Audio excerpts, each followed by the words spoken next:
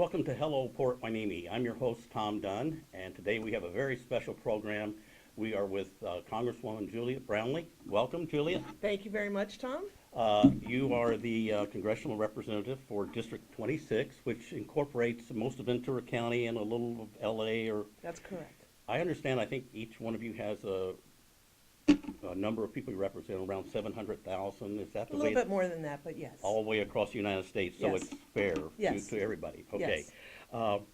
I want to thank you for every year coming to Port Hueneme at least 2 times a year for the Veterans Day and the Memorial Day. I'm a Vietnam veteran, so Thank you for your service. I appreciate it. And in lieu of that, I want to do something, which is, and our thanks is to present you with a hat That's that says lovely. Hueneme. It's red, white, and blue. That's excellent. Thank And you very much. I've been known for my hat, and it's funny when I walk around Port Hueneme, people go, "I know you. God, that's a great hat." And they don't know what I talked This is about. great. Thank you very much. I'd like to do one thing. What's that? When you get back to Washington, D.C., Mm-hmm.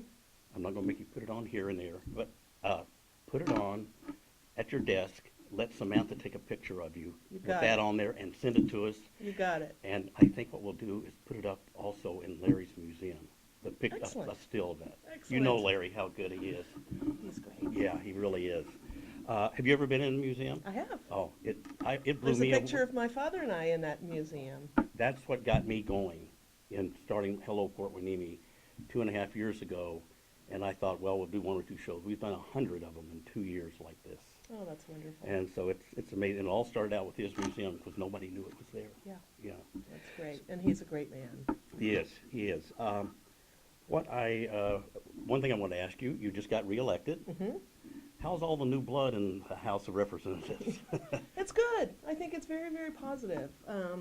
I think, the fact that our caucus is a very diverse caucus, and I think representative of the nation, and I think that that's a very positive thing.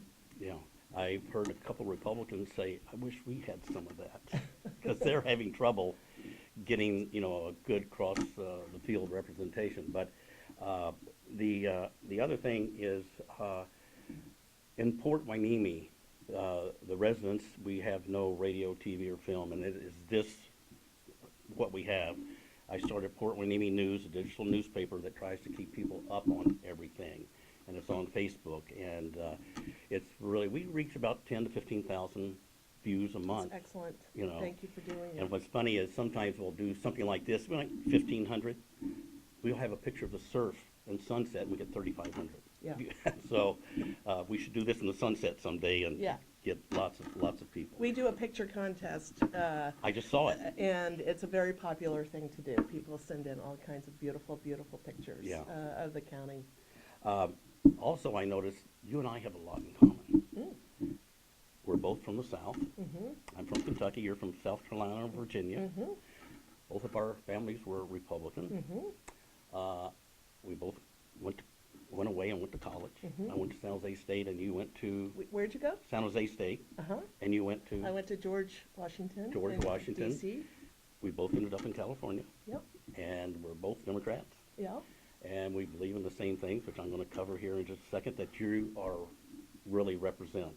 And so I think it's really interesting that we have finally come together and got to meet each other. The first thing that the people are really concerned about is the sand replenishment in Port Hueneme. It's the last 10 years it's gotten to where we get half of the sand we used to get. And it's been worked on, and I brought some information for you can read later about how we need to work and get more sand there through the engineers that do that. And we used to get a certain amount, now half, and it's every other year instead of every year. 3 years ago, when I lived at the pier, the wall there got washed away. Yeah, I remember. You remember all that? Okay. I remember. Yeah. And so that's one of the issues that they would like you to look into and see if there's anything. Because down the road where we have another beach, it's twice as large, and it gets twice as much sand. They don't need it. Their homes are not up close.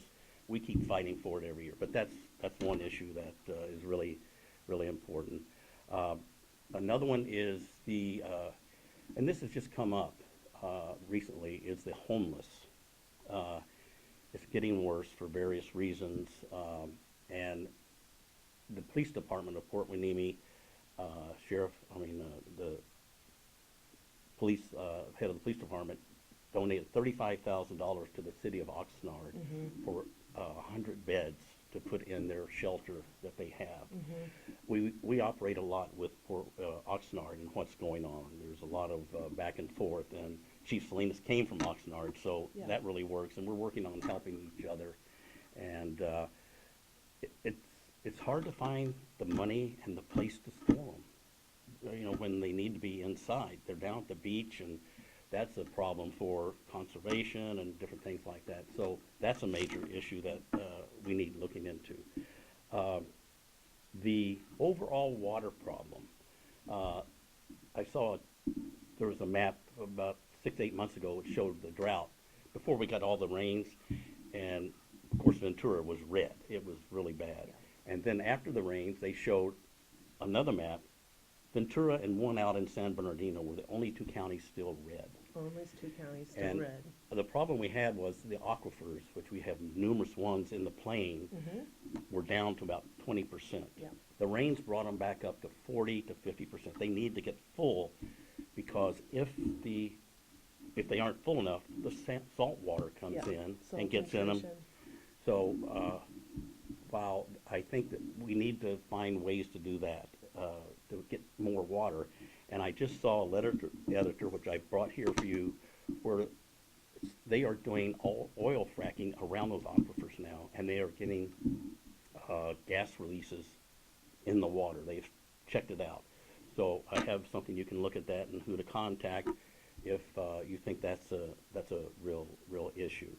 I don't know if they were doing it on other places in the country, and it's caused like earthquakes in Oklahoma and where they usually Yeah. don't have them. And so we appreciate it if you could look at that.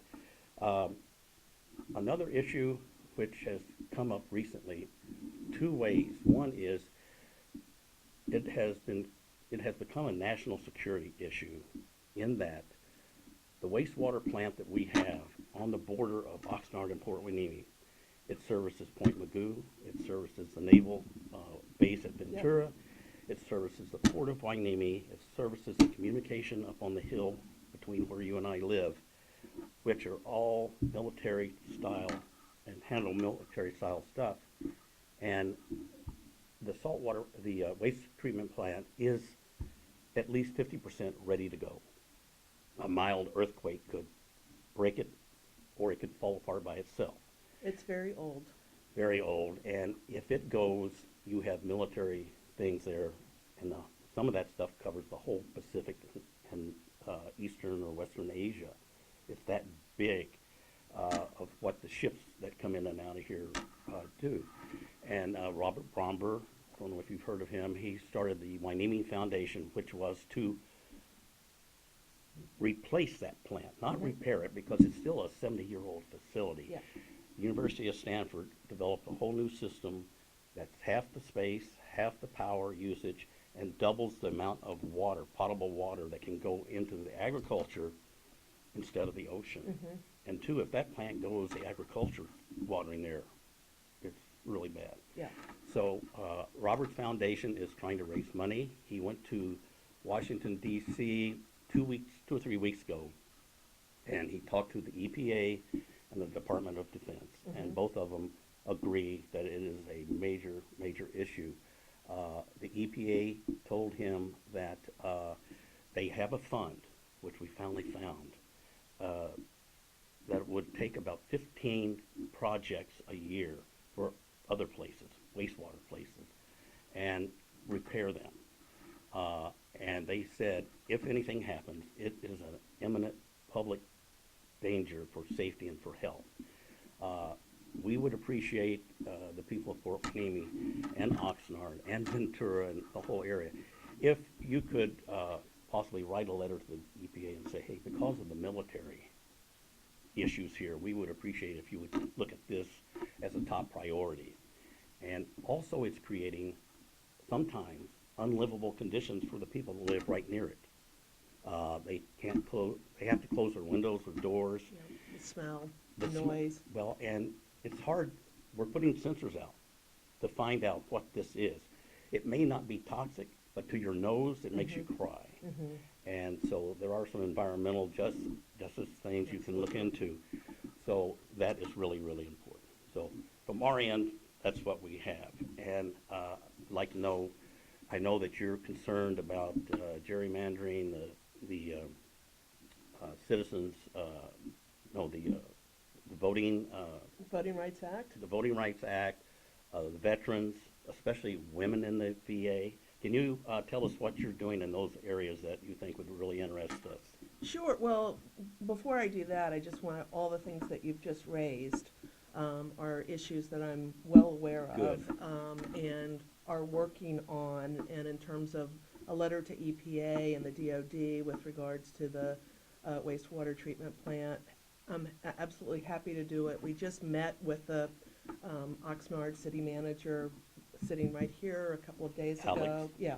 And told him that we want to be as helpful as we possibly can in terms of identifying resources to address this issue. But as he said, it really does need to ultimately be rebuilt. And certainly the sand on Wainimi Beach, I'm well aware of. It's been going on a while. Hear from many of my constituents in Port Wainimi about the sand. And we continue to work on that in terms of making sure that Channel Islands Harbor is dredged and dredged every year. We just finished a dredge, so I think the beach is in a pretty healthy state right now. But I hear what you're saying is that compared to 10 years before that, it's still not as much sand. There's some natural things that happen down the coast that is sort of out of our control in some sense. But the dredging and making sure that we get the dredging is something that, honestly, I have to fight for every single year. But it's obviously very important. It's important to the harbor because that's an economic engine to the county, and obviously for all of the recreation and so forth that goes on the beach is extraordinarily important, in our coastline in California, to me, is What very happens important. naturally is, like you said, the sand gets swept out in the ocean, therefore the water can come up higher. Yeah.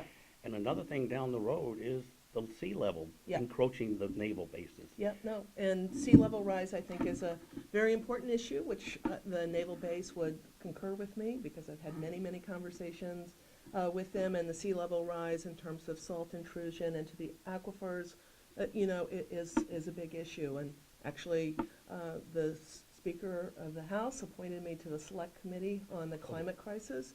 So this is an issue that we have been charged to work on. Not just sea level rise, but the whole climate crisis, which sea level rise is included in. Great, I'm glad you're included in all of that. Tell me a little bit about the women in the military, what you're focusing on there, because that's new to a lot of us. Yeah, well, obviously veterans are very, very important to me, and it was a committee that I wanted to be on when I first came to Congress.